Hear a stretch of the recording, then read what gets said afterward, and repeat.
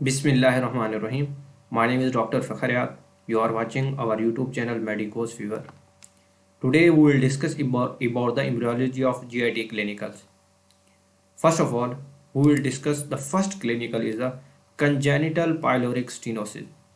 Mainly, what is the congenital preborn, and that is the pyloric part of the stomach, and stenosis mean constriction of the pyloric part. Here we want to see this part is mainly pyloric part and here stenosis. If baby injects food, then food mainly do not come through the duodenum, then backflow. Here it is a backflow and the projectile non-bile stained vomiting hairs. That's why this is the pyloric stenosis. Mainly the anatomy of the stomach, it mainly contains of the three muscular layer: inner oblique, middle circular, and then the longitudinal. Here the middle circular layer constrict it, middle circular layer, due to which there is a projectile vomiting. Projectile movement. This is called as the pyloric stenosis. Number second is the annular pancreatitis. Here this is the stomach, duodenum, then this part is the pancreas. Pancreas has two parts. Number one is the ventral bud and number second is the dorsal bud. Here this part is the ventral bud and this part is the dorsal bud. Ventral bud has two parts. In the normal embryologically there is a duodenum. Duodenum moves toward the right side. Here it is the right side. If it moves toward the right side, mainly pancreas move dorsally and combine with dorsal bud. If there is some changes, ventral part, it has two parts. Ventral part moves toward the duodenum, interiorly towards the duodenum, and constrict the duodenum.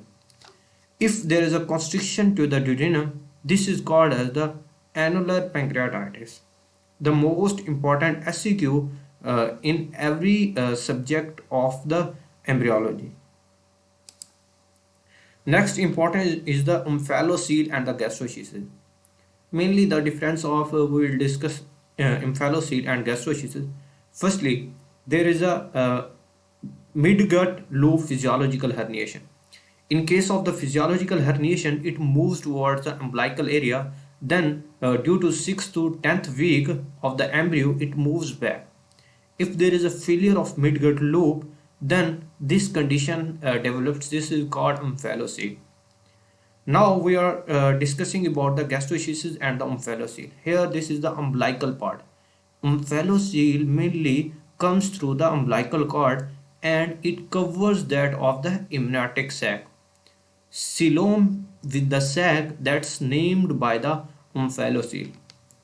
In case of the gastroschisis, here this is the mainly that part of the this part is umbilical and the lateral side of the umbilical, it moves through it and there is no covering. We want to discuss in a next slide. This is the most important. Here this mainly part, this part is the umbilicus and this is the amniotic cavity covering the amniotic cavity. That's why its name is omphalocele. In case of the gastroschisis, here on the lateral side, here is on the lateral side and directly exposed to air, do not covered by any amniotic fluid.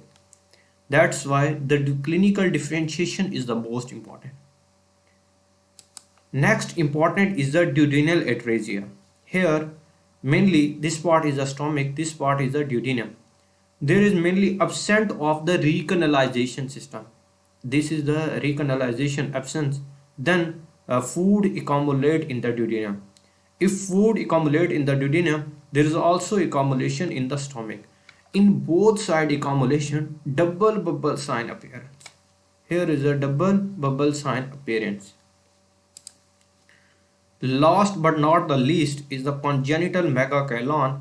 There is a mainly ganglionic cells. These are the ganglionic cells.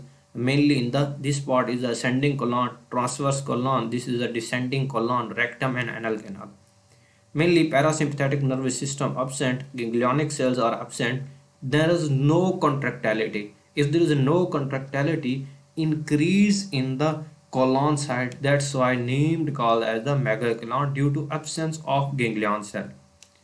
The name most important MCQs in every question is the Hirschsprung disease due to which it called megacallon. Thank you so much. Jazakallah. Allah Hafiz. And please like and subscribe our channel Medicose Fever. And especially thanks to Dr. Mohsin Fiaz and Dr. Zishan Haider. Thank you so much. Allah Hafiz.